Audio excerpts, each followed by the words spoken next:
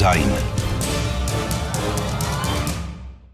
Բարև ձեզ հարգելի ռադիոլսողներ, հանրայինի եթերում կրկին ձեր ձայնն է լսելի, ես Լուսինե Մուրադյանն եմ եւ առաջարկում եմ մեզ ոչ միայն լսել, այլև դիտել, մուտք գործեք arm.radio.am կայք, հետևեք լայվին եւ իհարկե մուտք գործեք Facebook-յան հարթակ Հայաստանի հանրային ռադիո հայատար գրելով եւ այդտեղ եւս կարող եք մեզ դիտել։ Որքան է կարևոր գործարարի վճարացարկը երկրի համար, ինչպիսի դեր ունի գործարար ներուժը, ինչպես ներգրավել ներդրումներ եւ վերջապես ինչով է պայմանավորված Հայաստանի տնտեսության աճը։ Այս հարցերի պատասխաններն ենք փորձելու ստանալ մեր եթերի ընթացքում հաշվի առնելով, որ ապրիլի 19-ը հարկատուների օրն էր։ Եվ այսպես իմ զրուցակիցն է Մանթաշյանց գործարարների ակումբի համահիմնադիր նախագահ Վահրամ Միրաքյանը։ Բարև ձեզ, պարոն Միրաքյան։ Շնորհակալություն հրավերն ընդունելու համար։ Ես շատ ուրախ եմ, որ նման ակումբներ կան, որովհետև այս ակումբները ոչ միայն հիանալի հնարավորություն են գործարարներին եւ հարկատուներին համախմբել մեկ հարկի տակ, այլև մեզ համար էլ է շատ հարմար զրուցել բանիմաց մարդկանց հետ, որոնք ամեն օր շփվում են գործարարների հետ, գիտեն խնդիրները, գիտեն երջանկության պահերը եւ հետեւաբար այս հարցերի պատասխանները վստահ եմ կկարողանանք ստանալ նաեւ ձեզնից։ Շնորհակալ եմ հրավերի եւ կարծիքի համար։ Սկսենք ամենահիմնարար հարցից, պարոն Միրաքյան, որքանով է կարևոր գործարարի վճարած հարկը պետության համար, դե գիտենք իհարկե, բայց եկեք ավելի խորքային դիտարկենք այս ամենը։ Կարող ենք ասել, որ տնտեսության կայունության հիմքում նաեւ գործարարն է։ Տեսեք, ժամանակից պետություններում ոնց որ ամբողջ գումարային հոսքերը դա գործարարներն են գեներացնում։ Պետությունը պետք է ապահովի պայմաններ եւ ապահովումապայմաններ, որի շրջանակներում գործարարները ստեղծագործում են, հիմնում են բիզնեսներ եւ դրա շրջանակներում նաեւ գեներացնում են հարկ եւ վճարում են պետությանը, այսինքն նույն այդ թվում նաեւ այդ աշխատակիցները, չէ՞ որ ասում են ես էլ որպես աշխատակից հարկ եմ վճարում։ Ըստ էության այդ աշխատատեղն էլ բիզնեսը հիմնադրում, որ աշխատակից հարկ վճարի հիմնականում, չէ՞ պետական աշխատողները չհաշված, հիմնականում էլի բիզնեսն է, այսինքն ըստ էության հարկերի գերազանց մեծամասնությունը հարկերի ստեղծում ու գեներացում դա բիզնեսի վրա է, հետեւաբար հա, դե դա ամենակարևորն է, առանց դրա պետությունը գոյություն չի ունենա։ Իսկ պետության համար կարևոր է ստեղծել այնպիսի պայմաններ, որ բիզնեսը ուզենա հարկերը վճարի, այսինքն ինքը տեսնի եւ հասկանա ինչի համար է գնում եւ ուր են գնում իր հարկերը։ Այդտեղից էլ նաեւ գալիս է ուզենալ, ցանկանալը։ Եվ երկրորդը ավելի շահավետ լինի թափանցիկ աշխատել եւ հարկեր վճարելը։ Այդ էլ երկրորդ կանոնն է, այսինքն երբեմն ու գալինում են շրջաններ կամ ոլորտներ, որտեղ որ զարգանում են այն բիզնեսները, ովքեր որ կարողանում են մաքսիմում շատ հարկ թաքցնել։ Այդ ինչից է գալիս, հորիզոնական դաշտից է գալիս։ Հայաստանում ունենք այդպիսի ոլորտներ, որտեղ որ մի քիչ էլ ազգային առանձնահատկություն։ Մենակ մեր մոտ չի, ասենք, ինչ որ Միացյալ Նահանգներում բոլորը այնց երազում են հարկ վճարելու մասին, չէ։ Բոլորը հնարավորինս սահմաններում, այսինքն խնդիրն է նա, որ օրենքի թույլատրելիության սահմաններում դու հնարավորինս վճարես քիչ հարկ։ Այդ ասենք ամբողջ աշխարհում բոլոր բիզնեսների խնդիրներից մեկն էլ է դա։ Բայց նաև այդ ասեմ, որ հետաքրքիր առանձնահատկություն կա մեր մոտ Հայաստանում, նույն Հայաստանում մարդիկ հպարտանում են, թե իրենք ինչքան հարկ են վճարում։ Ես օրինակ Միացյալ Նահանգներում այդպես բան չեմ տեսել, այնտեղ հակառակն է։ Այսինքն այնտեղ բիզնեսի մեծությունը հարկերի քանակով չեն որոշում։ Այսինքն Հայաստանում ասում են, չէ, այս բիզնեսը 100 խոշոր հարկատուների մեջ է, 10 խոշոր հարկատուներ, 1000 խոշոր, այսինքն ես ընկերներ ունեմ ակումբական, որ ուրախանում են, երբ որ մտել էին 100 հարկատուների մեջ, ցուցակի մեջ կամ 1000-ում, նույն ժամանակ Միացյալ Նահանգներում ընկերներ ունեմ, որոնք որ ծիծաղում էին, ասում են, ոնց դրա մեջ ինչ ուրախանալու բան կա։ Դու պետք է ուզենաս մրցակցություն է, հա։ Չէ, հակառակը, այնտեղ հարկ վճարելը չի համարվում։ Այստեղ դե մրցակցություն միշտ կա, բայց այստեղ մրցակցություն այն առումով, որ հպարտանում են թե ինչքան հարկ են վճարի։ Միացյալ Նահանգներում այդպեսի բան չկա։ Այնտեղ մոտեցումը այլ է։ Փոքրի հարցը չի։ Ինձ թվում է այնտեղ մոտեցումն է, որ բիզնեսի խնդիրը շատ գումար գեներացնելն է։ Բիզնեսի խնդիրը դա վերջ, ուրիշ խնդիր չունի բիզնեսը։ Հարկը դա կողմնակի բաներն են, ոնց որ հետևանքներն ու արդյունքներն են, բայց Հայաստան մոտեցումը այլ է, ինչքան որ պարադոքսալ լինի, մեր մոտ մոտեցումը այլ է։ Դա լավ է թե վատ։ Դե կարծում լավ է, որ այսպեսի վերաբերմունք կա, կարծում լավ է։ Խնդիրները որ կեղծավոր չլինի այդ վերաբերմունքը։ Այսինքն ոնց որ մենք բանի ժամանակ էլի չէ, ասենք մարդիկ հայզին որ կենացնեն խումբ երեխաներին բանակից ազատում են, այսինքն այդ ոչի մեջ չլինի, էլի, կամ չգիտեմ։ Իրապես լինի։ Հա, իսկական էլ լինի, այսինքն այդ բանը մեր մոտ խնդիրը կարող է լինի, այսինքն Միացյալ Նահանգներում կան մարդիկ բան ունեն, չհպարտանան հարկ վճարելով, բայց պարտաչանա չվճարեն։ Իսկ Հայաստանում կարող են հպարտանան հարկ վճարելով, բայց ամեն ինչ անում որ չվճարեն, էլի։ Այսինքն դրանց այդ եթե կեղծավոր չի ու հենց այնա ինչ որ կա, այդ հրաշալի է, շատ ավելի բան դրական մոտեցում է։ Բայց եթե ամփոփենք թեման, դե բնականաբար ոնց որ երկու կարևոր գործոն կա այստեղ։ Պետությունը պետք է ստեղծի պայմաններ, որ բիզնեսները կարողանան ստեղծագործեն, աճեն, զարգանան, ուժեղանան, մեծանան, բիզնեսները պետք է դրա դիմաց զարգանան ու զարգանալու համապատասխան նաև սկսեն ուժեղացնել իրենց պետությունը ուղիղ հարկերով միջոցով եւ նաև այլ սոցիալական պատասխանությամբ այլ պրոյեկտների միջոցով, որովհետեւ պետությունն ու բիզնեսը իրենք գործընկերներ են ու առանց մեկ-մեկի չեն կարող։ Խնդիրները որ պետությունը մեկ-մեկ դառնում է բան, գեստապո է դառնում բիզնեսի գլխին, այսինքն կենտրոնանում է տուգանքների վրա, կենտրոնանում է չգիտեմ, բայց վստահ եմ գործընկերային մոտեցումը ավելի լավ եւ դրական արդյունք կտա։ Գուցե պայմանավորված է նրանով, որ այդուհանդերձ մշակույթ է փոխվում եւ եթե դիտարկենք գնանք 15 տարի առաջ կամ մի քիչ ավելի շատ, մենք կտրուկ տարբերություն ենք տեսնում բիզնեսմենի եւ հարկատուի աշխատանքի մեջ, իսկապես եւ մտածողության մեջ, որը պակաս կարեւոր չէ։ Այսինքն մենք տեսնում ենք հստակ բիզնես մտածողության փոփոխություն։ Մենք տեսնում ենք բիզնեսմենների փոփոխություն վարքով, մտածողությամբ, ինտելեկտով գուցե ժամանակ է պետք որ գա ձեր ասած մոդելը ամբողջանա։ Դե ժամ պետք է օրագացնենք մենք էլի ուղղակի ժամանակը չունենք։ Բանը այդ ինձ թվում է նաև նրանց է որ մեր մոտ հիմա self-made բիզնեսներ են սկսում ուժեղանալ վերջի 15-20 տարիների ընթացքում 10-ից 20 self-made, այսինքն մարդիկ որ իրենցով ստեղծել են ոչ թե կապիտալի վերաբաշխման շրջանում մեծ կապիտալի վրա ձեռք են դրել ու հետո սկսում են մաշեցնել կամ զարգացնել իրենց ձեռք բերած կապիտալը 90-ականներին չեղավ կապիտալի վերաբաշխում եղավ ու այն մարդիկ ովքեր որ ավելի խորամանկ են եւ այլն իրենք հա մեծ կտորներ կարողացան վերցնել, բայց այդ մեծ կտորներ վերցածել մեծ մասը չկարողացան պահպանել, առավելևս զարգացնել իրենց կապիտալը, այսինքն մտածողության պակասը։ Հա, որտեվ իրենք բիզնես մտածողությամբ չէին ձեռք բերել այդ կապիտալը։ Իրենք ձեռք են բերել այդ կապիտալը, ասենք շուտությամբ, կապերով եւ այլն, բայց այդ նույն սկզբունքները դու չես կարող բիզնեսը զարգացնես։ Այսինքն դրա համար կապիտալի ձեռք բերման մոդելն է փոխվել, այսինքն եթե 90-ականներին, հետո այդ մարդիկ քանի որ այդ ճանապարհով կապիտալային ձեռք բերել, նաև նմանատիպ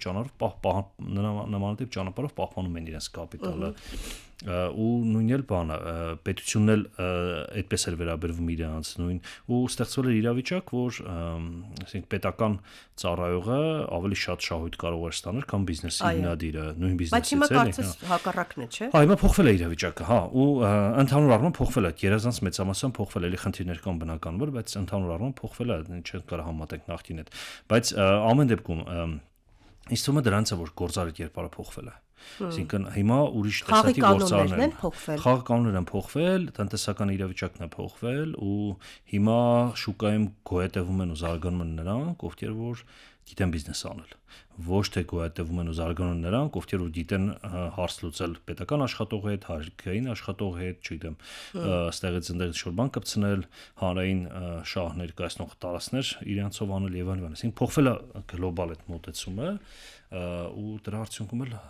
գործարարների տեսակն է փոխվել։ Ես այս վերջերս ինձ բռնեցի մի մտքի վրա, որ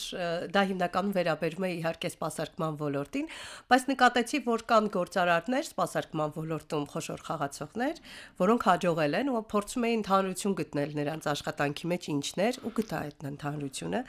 եւ հասկացա, որ այն բիզնեսի հիմքում որտեղ կա գաղափար հիմքը գաղափարն է, այլ ոչ թե զուտ սպասարկումը, եւ այնտեղ կա հետաքրքիր միտք, կրեատիվ լուծումներ ու ճիշտ մոտեցում, իրենք հաջողում են։ Հա, դե իհարկե, ընդհանրապես ամեն ինչի հիմքն է գաղափարը։ Մենակ բիզնեսը չէ, այսինքն պետության հիմքն է գաղափարը։ Ինչու մենք պետություն պետք է ունենանք, այսինքն հիմքում պետք է գաղափար լինի, եթե գաղափար չլինի, կարծում եմ մեր պետության դժբախտություններից մեկն է, որ մեր պետության հիմքում գաղափարը չկա։ Մենք ուղղակի այտենց նվեր ստացանք սովետական միությունից պետություն, ինչպես մնացած 15 այլ հանրապետությունները, ու դրա համար գաղափար չկա հիմքում։ Ու դա էլ մեր հիմնական դժբախտություններից մեկն է մինչև հիմա։ Ու ցանկացած բանը հիմքում պետք է գաղափարը լինի զարգանալու համար, բիզնեսն է պետք է գաղափարը լինի, այդ ամենակարևոր բանն է, որը մոտիվացնում է։ Դա այդ ինչու՞ն է։ Ինչու ես գնում գործի։ Ինչու ես արթնանում առողջության, հա, ինչու ես արթնանում առողջության, ինչու պետք է օրը 16 ժամ աշխատես, ինչու պետք է տենց ընտանիքից կտրվես եւ այլն, ինչուի պատասխանն է, ինչուի պատասխանը այդ գաղափարն է։ Հարկային դաշտի հետ կապված հետաքրքիր բան ասացիք, այստեղ մտածողության փոփոխություն է նաև տեղի ունեցել, եթե նախկինում փորձում էին խուսափել սև ու սպիտակ ցուցակներ կային համատարած, ապա փաստացի ստացվում է, որ կարող ենք ասել, որ մեծամասամբ վստահ եմ, որ չի կարող ամբողջությամբ, բայց այդուհանդերձ այդ սև ու սպիտակ ցուցակը գաղափարը քիչ-քիչ արդեն կորցնում է իր ակտուալությունը։ Հա, կարանք ասենք, որ քիչ-քիչ կորցնում է, ոլորտներ կան, որ ամբողջությամբ սև են, այդ ոլորտները դեռևս չի ստացվում փոխվել, դել կախված է շարժարք եւ ավելացած արժեքի հարթ եւ դոնեզի տարբերություններով եւ այլն, նույն բանը, այսինքն մրգերի, բանջարեղենների բիզնեսը դեռևս օֆշոր է Հայաստանում, այսինքն սևը մեծամասամբ նույն այդպես շուկաներ կան այդպիսի մեծ, որոնք գործում են սև այդպես մրգի կետերը, նույնը չգիտեմ, թարմը սամթերքի շուկաներն են սև բան եւ այլն ոլորտները։ Այսինքն ոլորտներ կան, որ ընդհանուր առմամբ սև են, ու այդ ոլորտներում դեռևս ամենաշատ շահույթ ստանում են նրանք, ովքեր ամենաշատ հարկ են թաքցնում պետությունից։ Այսինքն դեռևս այդ սկզբունքները գործում է։ Մյուս կողմից էլ մենք չենք կարող իրենց մեղադրենք ու ամեն քալի պատժենք, որտեղ իրենք գործում են օրենքի բացերի հիման վրա, այսինքն օրենքն է այդ բացերը թույլ տվել, որի հիման վրա գործում է, որի հիման վրա իրենք կարողանում են գոյատևել։ Օրինակ, բազմաթիվ երկրներում ավելացած արժեքի հարկը տեղական գյուղմթերքի վրա տարբեր է։ 10%, 8%, 5%, 3%, մեր մոտ տարբերություն չկա, ու դրանից ելնելով իրենք պետք է, հա, ընդհանուր 20%, չէ, ինչքան մոտ 19 մոտ արպես, ու դրա համար պետք է իրենք կարողանան մրցակցեն, չէ, ներկրվող հետ, այդ մրցակցելու տարբերակներից մեկը սևով գործելն հարկեր չտալն, ու դրա համար մենք ունենք ամբողջական ոլորտներ, որտեղ որ հարկայինից դուրս են աշխատում, բայց հարկերից չեն վճարում, բայց դա նորից եմ ասում, իրենց մեղավորություն չի, դա հարկային դաշտի մեղավորությունն է։ Գլոբալ մենք պետք է մոտենանք, որ միշտ պատասխանատուն կազմակերպիչն է։ Մենեջերն է, դա մենեջմենտի դասական ամենակարևոր սկզբունքներից է, մոդելներից, այսինքն միշտ պատասխանատուն մենեջերն է։ Եթե Երևանում երթևեկությունը վատ է, ուրեմն պատասխանատուն կազմակերպիչներն են, ոչ թե վարորդները։ Պետք չի նյարդայնանալ վարորդների վրա։ Չէ, վարորդներն են մեղավոր։ Դու կարող ես հայհոյել ոստիկանապետերին, որոնք որ ժամանակի ընթացքում 30 տարի վաճառել են մեքենայի վարման վկայական։ Դու կարող ես հայհոյել քաղաքապետարանին, որոնք որ լավ չեն կազմակերպում երթևեկությունը կամ լավ չեն վերահսկում։ Բայց վարորդները հետևանք են։ Մենք գլոբալ այդպես պետք է մտածենք։ Միշտ պատասխանատու են կազմակերպիչները։ Այսինքն բժշկական սկզբունքով ենք մոտենում, փորձում ենք գտնել պատճառը, այլ ոչ թե բուժել հետևանքները։ Երկի, հա, հետևանքները չես կարա 200,000 վարորդի, որոնք որ գնել են վարորդական վկայական, իրենց չես կարա բան ասել, այդպես որ բոլորը ներարտանենաս վերջում կհայտնվես բանում։ Խոսենք բիզնես ոլորտ եւ պետություն գործակցության մասին, դուք ասացիք, որ կան որոշակի բացեր օրենքներում եւ օրինակ սև ցուցակ, սպիտակ ցուցակ էս բարակայում։ Ես նաեւ հաճախ նկատում եմ, որ մի տեսակ բիզնես համայնք է ձևավորվել եւ երբ որոշակի օրենքներ են ընդունվում կամ նախագծեր են ներկայացվում, որոնք իրապես խանգարում են բիզնեսմենին գործընթացի հետ կապված, հավաքվում են, բարձրաձայնում են, հաճախ է լսելի նրանց ձայնը, նրանց հորդորները եւ ի վերջո աշխատանքը կատարում են բիզնեսմենները, եւ իրենք գիտեն հիմնական խնդիրները, որոնց բախվում են։ Տեսեք, մենք ինտենսիվ աշխատում ենք ամեն դեպքում Անտաշյանցը որպես ամենամեծ գործարար համայնք ինտենսիվ աշխատում պետության հետ օրենսդրական առաջարկներ, բան հաճախ լինում որ չեն լսում։ Երբ որ չեն լսում, մենք այլ ճանապարհներով ենք մեր ձայնը բարձրացնում։ Ինչով լսեն։ Նույն այդ քրեական գործերի շրջանակները մոտավորապես 2 տարի մենք բարձրացնում ենք այդ թեման, որ շատ քրեական գործեր ու ապօրինի քրեական գործեր ու ասենք բան ուղղակի այդպես առանց մանրամասների քրեական գործեր են բացվում գործարարների եւ բիզնեսների վրա։ Այդ մասին մենք շատ ենք բարձրացնել 2 տարին։ Հիմա փոփոխություններ եղավ, ու էլի պետության հետ աշխատանքի արդյունքում եղավ։ Պետությունն էլ միատար չի, այնտեղ որոշ օղակներ կան, որոշ հարցերում դեմ են, որոշ հարցերում կողմ են, բան, այնտեղ էլ բան գնում, էլի միշտ բանավեճ է գնում, ինչ որ հարցեր փոփոխություններ առողջ բանավեճ։ Երբեմն առողջ, երբեմն ոչ առողջ, ոնց որ մեր հասարակությունը գլոբալ, ու չգիտեմ, նույնիսկ հարցում մենք որ բարձրացնում ենք 2 տարի քրեական գործերի այդ մեծ քանակը տնտեսության բիզնեսների նկատմամբ շատ երկար ժամանակ մեզ չեն լսում, երկար ժամանակ ասում են սխալ է եւ այլն, որոշ օղակներ, ասենք պեկներ, բան, տարբեր, չէ, օղակներ, բայց հետո սկսեցին լսել, հետո սկսեցին քննարկել, պետության շուրջ տարբեր նույն ազգային ժողովի տնտեսական հանձնաժողովի հետ ինտենսիվ աշխատեցինք եւ այլն, ու օրենսդրական առաջարկներն եղավ, բան եղավ։ Այսինքն ձեր ասած չնյարդայնանալ, համբերությամբ զինվել եւ փորձել դուրս գալ դիալոգի։ Դենց բան կա, մեծ լավ ֆիլմ կա, չէ՞, նյարդայնանալու մասին, որ ասում են դուք չեք լարվում, ասում եք դա կօգնի ինձ։ Հիմա դա է։ Հա, նյարդանալը կօգնի, ինձ կարծում եմ նյարդանալը չի օգնելու, այսինքն եթե խնդիր կա, պետք է հասկանաս ոնց կարելի լուծել այդ խնդիրը, վերջ ուրիշ ճանապարհ չկա։ Կարող ենք ասել բիզնես խաղի կանոնները, որ քիչ առաջ մատնանշեցինք, փոխվելու շնորհիվ, նաև փոխվել է բիզնես մշակույթը, նկատի ունեմ մասնավոր սեկտորում աշխատանքային հարաբերությունները,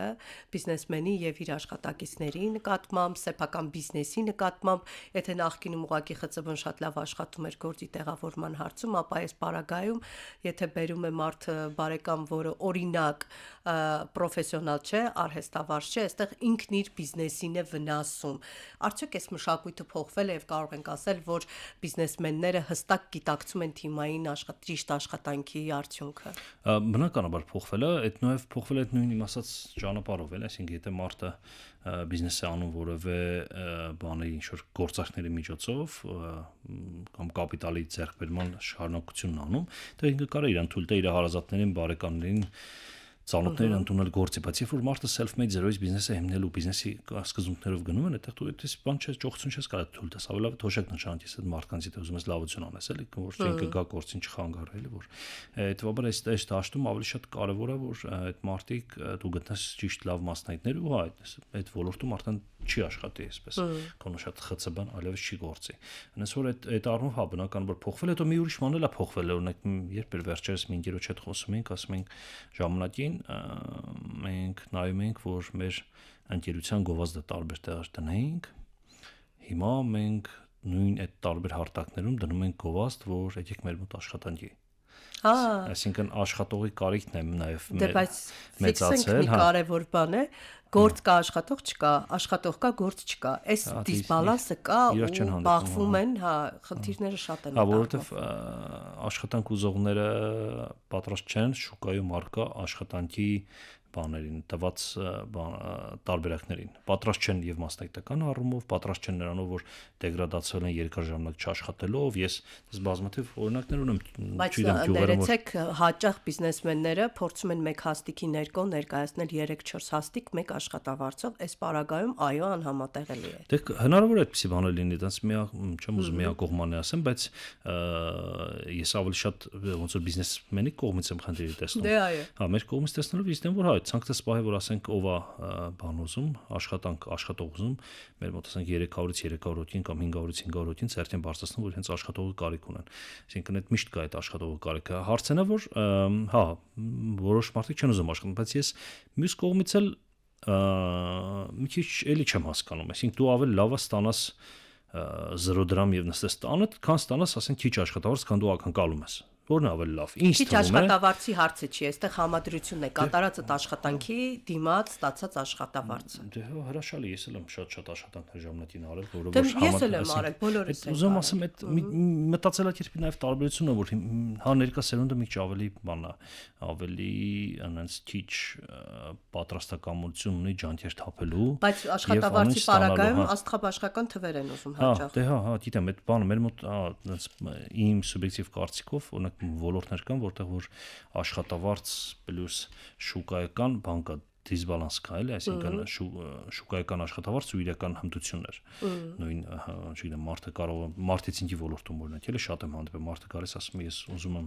ասենք, պայմանական 800,000 դրամ աշխատավարձ, բայց իր հմտությունները իմ գնահատմամբ շուկայում 300-ից 400,000 դրամ է գնահատվում։ Լավ է, բարձր եք առաջարկում։ Օրինակ, էլի, հիմա այտենց, հա, բայց չէ, մարդը 800 ուզում։ Հա, ինչու, որովհետև որոշ ընկերություններ ժամանակին իրան տվել են 500-600, հիմա դե հաջորդն է։ Այդ ընկերությունները տվել են, որտեղ իրենք այդքան չեն խորանում իր կարողությունների վրա, իրենց արագ մարդեր պետք է արագ ընդունում, այսինքն այդպես դրա համար շուկայում, քանի որ աշխատողի պահանջարկը ավելի շատ է, քան աշխատողներն են, ու դրա արդյունքում դիսբալանս եղել, սկսել է գինը բարձրանալ աշխատողները, աշխատավարձը բարձրանալ այս պարագայում, բայց ոչ չէ, սա բանը AI կգա, կմտնի ու բոլորս կասենք էլ աշխատողներ պետք չի, հաջողություն ձեզ, հա։ Այո, ցավոք եկել է եւ կարող ենք ասել, որ շատ շուտով կկանգնենք լուրջ խնդիրներ տարիների առաջ հաճախ բաժիններ նույնիսկ կփակվեն։ Հա, բաժինները ուղղություն է։ Դե իրականում կարծիք կա, որ բանը, չգիտեմ, պայմանական ասած աշխատատեղեր ավելի շատ են ստեղծվելու ի ներդրման արդյունքում։ Ճիշտ է, փոխվելու են մասնագիտությունները, բայց աշխատատեղեր ավելի շատ են ստեղծվելու, էլի, բան կա, այտենց։ Հա, այդ մոտեցումն էլ կա, հուսամ այդպես կլինի, պայմանական ասած, ճիշտ է, հիմա կազատվի աշխարհում, չգիտեմ, 5 միլիոն աշխատող, բայց կստեղծվի լրացուցիչ 10 միլիոն աշխատեղ այլ ոլորտներով, այլ հմտություններով եւ այլն, ուստեղ պետք է ճկուն լինես։ պետք է պատրաստ լինել հմտությունները փոխել, հա, բայց կարա նաեւ վատ սցենարով գնա, որ չէ, ամեն ինչ AI եւ ռոբոտներ ամեն ինչ փոխարինեն ու մենք պետք ավելի շահավետ կստացվի, հա, այտենց բիզնեսների համար։ Տխուր է, բայց փաստ։ Աշխատող եւ գործարար դիսբալանսի հետ կապված կարող ենք ասել, որ կրթական անհամատեղելիության հետևանք է նաեւ հաճախ ընտրում են մասնագիտություններ, առաջ նորաձև էր, հա, հարգի էր այս մասնագիտությունը, իրավաբանություն, միջազգային հարաբերություններ, կան մասնագիտություններ, որոնք ընտրում են, բայց ժամանակ այնքան արագ է փոխվում, որ մարդը մինչեւ ավարտում է այդ բուհը, ստանում համապատասխան որակավորում, հաճախ նախ առաջ չի բռնում իր ստացած գիտելիքը բիզնեսմենի պահանջի հետ, այստեղ կանգնում է մեկ խնդրի առաջ եւ երկրորդը, մինչեւ ավարտում է իր մասնագիտությունն արդեն այլևս արդիտ չէ։ Այդ հա, բնականաբար կա այդ բանը դիսբալանսը կրթական համակարգը սպա։ Մենք կրթական համակարգը չի հասցնում հասկանալ եւ սպասարկել տնտեսության պահանջները։ Մեր մեջ ասած այդքան էլ արագ չի փոխվում, որտեղ ասենք սովետական միությունը փլուզվել էր 91 թվականին, մինչև վերջերս իմ սովորելու տարիներին գոնե, ասենք մի 10 տարի առաջ, 15 տարի առաջ, համալսարանները դեռ պատրաստում են մասնագետներ, որոնք որ միայն պետք է սովետական միության բանին տնտեսությանը, այսինքն կենսաբան էին պատրաստում տարեկան 400 հոգի կամ 300 հոգի, տարեկան 300 հոգի կենսաբան ոչ մեկին պետք չէ Հայաստանի Հանրապետությունում, բայց սովետի շրջանում պետք է եղել։ Այսինքն նույնը կարամ շարունակեմ, ասենք բանով, միջազգային հարաբերությունները, այդ միջազգայինը անկախ Հայաստանի ոնց որ բաներն էլի, դեֆորմացիաներից էր էլի, որ տենց այդքան շատ միջազգային հարաբերություններ էին ցկտում, իրենք էլ չեն հասկանալով խի։ Բայց մեր մեջ ասած այն ժամանակ էլ որ ասենք 20 տարի չկա սովետական միությունը, բայց դեռ սովետական միության տնտեսության սպասարկման համար մասնագետներ էին պատրաստվում։ Հա, բայց սովորելը դա դեռ չի նշանակում, որ ինքը կավարտի ու աշխատանք կգտնի մասնագիտության։ Դե բնականաբար, եթե սխալ մասնագիտության պես սովորում որտեղից աշխատանք գտնի, հա, այլ չեմ ասում բանի մասին, թե ինչ է ինքը սովորել, էլի, այսինքն իր սովորածը դա գիտելիքը, թե ուղղակի հնացված ինֆորմացիա։ Շատերը զուտ հնացված ինֆորմացիա են ստանում համալսարանում, այսինքն 10 տարի առաջվա, 20 տարի առաջ։ Որ ակտուալ չի։ Գործող գրքերով սովորում են, որը հիմա ակտուալ չէ, այսինքն գիտելիք չեն ստանում, էլի։ Ես կուզեի տեղափոխվենք մարզեր, որովհետև ինչքան էլ մայրաքաղաքում է ամեն ինչ կենտրոնացված, բայց եթե մարզերը ուժեղ չլինեն, մայրաքաղաքը այդքան էլ ամուր չի կանգնի իր ոտքերի վրա։ Մայրաքաղաքը սնվում է մարզերով, այսինքն հիմա մենք անդադար խոսում ենք եթերներում նաև որ պետք է այնպես անենք որ համաչափ զարգանան, մարզերում ակտիվանա ամեն ինչ, խոսում ենք շատ կարևոր նրբությունների մասին, որ մշակութային կյանքն էլ պետք է ակտիվանա, պետք է ստեղծվեն աշխատատեղեր եւ հնարավորություններ երիտասարդների համար, որպեսզի նրանք ստիպված չլինեն աշխատանքի եւ կարիերայի փնտրտուքով գալ Երևան, այլ մնան իրենց ծննդավայրը ծաղկեցնեն, հա, այսպիսի թեմաները շատ ակտուալ են եւ մենք խոսում ենք։ Ես նաեւ գիտեմ, որ ձեր ակումբը փորձում է նաեւ ակտիվանալ մարզերում եւ որքան ստացվում է ներկա լինել մեր միջոցառումներին, ես նկատում եմ բազմաթիվ բիզնեսմենների տարբեր մարզերից։ Խոսենք մարզերի զարգացման մասին հենց նույն հարկատուների, աշխատատեղ ստեղծելու, բիզնես ստեղծելու մասով։ Չէ՞ որ մարզերում մայրաքաղաքում մի քիչ խաղի կանոններն էլ են իրենց հերթին փոխվում։ Հա, իրականում մարզից մարզ իրավիճակ տարբեր է, բայց գլոբալ մարզերը դե հա ընդհանուր տնտեսական զարգացմամբ, մտածելակերպի փոփոխությունով եւ այլն հիմնական մի քիչ հետ են Երևանից։ Մի մարզ կարող մի քանի տարի հետ լինի, մի մարզ կարող 10 տարի հետ լինի եւ այլն մի քիչ զարգացման տեմպով հետ են, այսինքն ինչ որ նորարարություններ բիզնեսում եւ այլն այստեղ լինում է, ասենք տեսնում ես 5 տարի դու հասավ Գյումրի, 3 տարի դու կամ չգիտեմ, դա ես ընդհանրացված եմ ասում, բնականաբար առաջա մարտիկ բիզնեսներ միշտ էլ կան բոլոր տեղերում, բայց հա ընդհանուր եմ ասում։ Այն հիմնական առանձնահատկությունն է, երկրորդ առանձնահատկությունն է, որ մարզերում բիզնեսները մարզերում հնան քիչ է, Համատաբար Երևան, այսինքն Հայաստանի Հանրապետության հանրային մեծ մասը ստեղծվում է Երևանում։ Այո։ Սյունիքի մարզը հանած հանքարդյունաբերությամբ մոտիկ, եթե հաշվենք, ասենք Կոտայք, Արագածոտն աշտարակման, որ ըստ էության Երևանի մոտիկ Արտաշատ, չգիտեմ, որոնք որ Արտաշատ Արարատից է գալիս են Երևանն աշխատում, օրինակ, էլի։ Այսինքն ՀՆԱ-ն հիմնականում ստեղծվում է Երևանում, Երևանի մերձակայքում ու մարզերում ՀՆԱ-ն փոքր է, քանի որ ՀՆԱ-ն փոքր է, շուկան էլ է փոքր մարզերում ու այն բիզնեսներն, ովքեր որ հենց մարզում են մենակ աշխատում, իրենք միշտ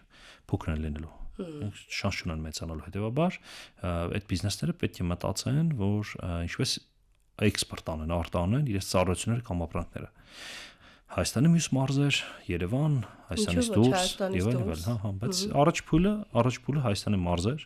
երկրորդ փուլը Երևան, երրորդ փուլը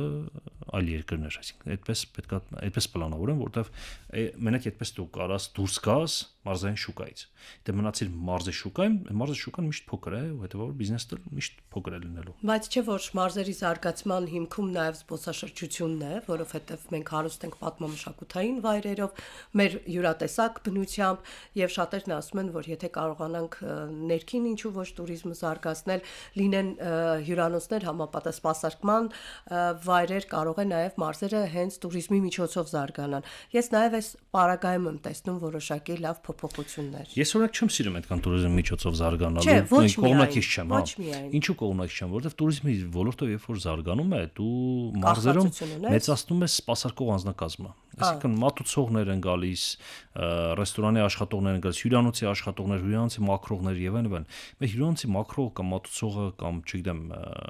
հյուրանոցի ռեսեպշնի աշխատողը, որը որ աշխատում է туриզմի ոլորտում կամ գիդը կամ ուղեկցողը, չէ, туриզմից բաներ են, ուղղություններ են ասում։ Իրենք սահմանափակ աշխատավարձ ունեն ու իրենք չի ելաչելու իրենց աշխատավարձը։ Հա, բայց գոնե զարգալ աճ կա։ Հա, գիտեմ, բայց այսինքն որոշ եթե այդ նույն հյուրանոցի ռեսեպշնի աշխատողը գնար մտներ օրինակ ծրագրման ոլորտում էլի դիլիջանից աշխատելով, պարտադիր չի գա Երևան, էլի դիլիջանից աշխատելով ինքը սահմանափակում չկա իր աշխատավարձը, այսինքն կարա մինչև հասնի 1-2-3 միլիոն դրամ աշխատավարձ մինչև կարա հասնի տարիների ընթացքում, չէ՞, բայց երբ որ մենք գալիս ենք բանը հյուրանոց ենք բացում Դիլիջանի այդ նույն մարտուն տեղավորում ենք ռեսեպշնում իր աշխատավարձը սահմանափակ է, ասենք լավ 300-400 հազար դրամ վերջ, դրանից ավել բան տարբերակ չկա որ աճի։ Թող բոլոր ոլորտներն էլ զարգանան, կարևորը մարզերը զարգանան։ Ուզում ասեմ туриզմի միջոցով մարզը զարգացնելը դա առաջի քայլն է։ Բայց հետո այդ նույն մարդուն պետք է համոզես, որ արի ռեսեպշնից դուրս արի։ Ուրիշ բան արա։ Հա, բայց արդեն չես կարող համոզես այդ խնդիրը, ոնց որ դու մասնագիտական դեֆորմացիա ես առաջացնում մարդկանց մոտ, իրենք մենակ այդ ոլորտում են, իսկ այդ ոլորտում աճել տարբերակ չկա։ Դա ոնց որ նաև հիմնական խնդիրներից, որ туриզմը նշի որ միշտ է լավ բան, էլի туриզմը երբեմն վնաս է։ Կողքից լավ կլինի, որ դա լինի, նա էլ լինի։ Դուք ասացիք, որ հաճախ մարզերում գործող բիզնեսները պետք է ուշադրություն դարձնեն արտահանմանը։ Ես կուզեի հակիրճ վերջին 3 րոպեն է մնացել, խոսեինք արտահանման մասին, ոչ միայն մարզերի բիզնեսների, այլև մայրաքաղաքի, որովհետև հաճախ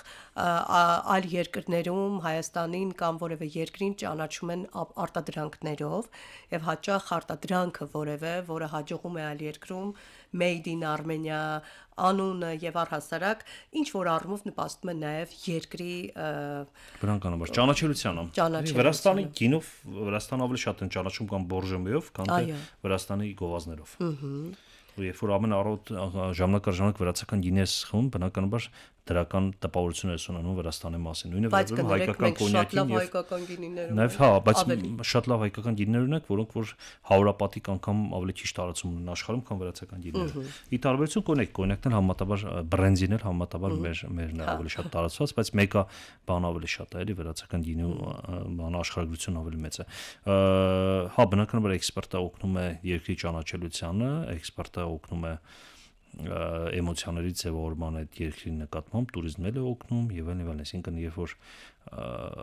տարեկան կոմոդ 6 միլիոն տուրիստ է գալիս ու իրենց մեծ մասը գոհ են այս երկրից, երբ որ գնում են վաղամիսօր այս երկրից ինչ-որ բան որ պատահում է, իրենք արդեն քո երկրի դեսպաններն են, իրենք մի տեսակ կարոտով չէ փորձում են ձեռք բերել։ Իրենք խոսում են այդ մասին, հա, ճանաչում են բան, հետո նաեւ туриզմը եւ էքսպորտը իրար զուգընկեր են, որտեվ մարդ այսօր եկավ туриզմ ծանոթացավ Հայաստանում հայկական գինու հետ, վաղամիսօրը Ռուսաստանում իրենց քաղաքում, ասենք Վլադիկավկասում տեսնում հայկական գինին, արդեն գնում է հայկական գինի, քանի որ գիտի։ նույնը վերաբերում է, չգիտեմ, Անտվերպենից Բելգիայի, որ գալիս են Հայաստան, հետո այնտեղ հանդիպում են, փորձում են նաև գտնել այնտեղ հայկական գինին։ Ես այդպիսի օրինակներ գիտեմ, Ճապոնիայից տուրիստներ եկել են Հայաստան, խմել են հայկական գինի, մեր ակումբականներից մեկի գինին, հետո գնացել են Ճապոնիա, կապվել են իր հետ, ասել ենք ուզում ենք էքսպորտ անենք այդ գինին, ուզում ենք իմպորտ անենք Ճապոնիա այդ գինին, քանի որ շատ լավն է, Ճապոնիայում այդպիսի լավ գինի չկա եւ այլն։ Ու սկսել են իմպորտ անել։ Հիմա այդ տղան, ասենք, չեմ հիշում, մի քանի կոնտեյներ տարեկան էքսպորտ անում հայկական հենց իր գինին Ճապոնիա։ Այդ ինչ տուրիզմի միջոցով եղավ, էլի, հետեւաբար տուրիզմը նաեւ էքսպորտի աջակցող գործոններից է։ Չէ, բայց ընդհանուր առմամբ տուրիզմը ավելի լավ արդյունաբերություն զարգանա, եւ հիմնական է։ Ու դու կախում չունես օտար երկրի ներկայացուցչի այցելությունից։ Արդյունաբերություն, տեղեկատվական տեխնոլոգիաներ, իրենց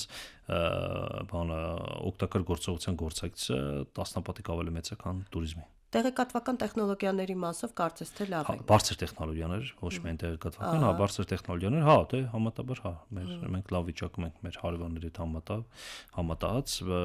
բայց դե էլի այդտեղ էլի հիմա մեր հարևանների հետ համատած լավ վիճակում ենք, Իսրայելի հետ համատածալ քարեդարում ենք, օրինակ, էլի։ Ես հաճախ երբ շփվում եմ բիզնեսմենների հետ, նրանք ասում են շատ կարևոր է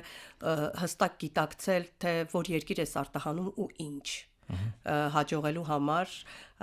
եւ նաեւ հաճախ նրանք ասում են, որ Հայաստանում շատ հեշտ է բիզնես սկսելը։ Արդյոք համամիտ եք այդ մտքեդ եւ արդյոք դժվար է պահելը, թե այդուհանդերձ երբ կա գաղափար մոտեցում։ Հայաստան առաջ տեղում է տարեկան բացվող բիզնեսների քանակով, բնակչության թվի հետ համատած եւ նաեւ առաջ տեղում է տարեկան փակվող բիզնեսների քանակով։ Հենց որ բիզնես սկսելը Հայաստանում հեշտ է, փակվելն հեշտ չէ, չնայած փակվելը ավելի դժվար է։ Հայաստանում սնանկության օրենքը շատ վատն է Հայաստանի, այսինքն բիզնեսները չեն կարողանում տարիներով չեն կարողանում փակվեն, եթե բան ասում է դրան։ Հայաստանում բիզնես ընդհանրապես բիզնես սկսել հեշտ է, բայց հետո դա բան կա, բիզնես սկսելուց կանեշոր փուլ էր։ Այո։ Որը այդ փուլերը պետք է անցնես, այնտեղ հա ինչ-որ տերմներ կան, էլի նույնիսկ մահվան բան կա, ճանապարհ կա։ Սև փոսեր կան, որը պետք է անցնես, հա, ու տենց հետո գալիս է աճը, էլի, օրինակ Հայաստանում ռեստորանային ոլորտում վիճակագրական տվյալ եմ ասում, Հայաստանի ռեստորանների միջին կյանքի տևողությունը 13 ամիս է։ Հանային սննդի լավ sense ասեմ ռեստորան, fast food եւ այլն, միջին կյանքի տևողություն 13 ամիս է։ Հենց որ հա բիզնես սկսելը հեշտ է, բայց պետք է բիզնես կարողանա այդ բոլոր այդ դժվարությունները փուլով անցնել ու զարգանալ։ Հենց որ ինչ-որ տոկոս կա, որը 2 տարուց ավել չի լինում, բայց եթե 2 տարուց ավել դիմացան, դրանից հետո արդեն ավելի հեշտ անում իրեն զարգացումը։ Շնորհակալ եմ ձեզ մանրամասներ ներկայացնելու համար եւ որ ամենակարևորն է բիզնեսմեններին համախմբելու եւ նրանց ձայնը բարձրաձայնելու համար։ Էդ էլ իրենց կողմից է շնորհակալություն։ Հիշեցնեմ հարգելի ռադիոլսողներ, իմ զրուցակիցն էր Մանթաշյանց գործարարների ակումբի համահիմնադիր նախագահ Վահրամ Միրաքյանը։ Եթե ունեք նպատակներ, մի վախեցեք, պարզապես փորձեք գրագետ գործել։ Ես Լուսինե Մուրադյանն եմ եւ հրաժեշտ եմ տալիս ձեզ։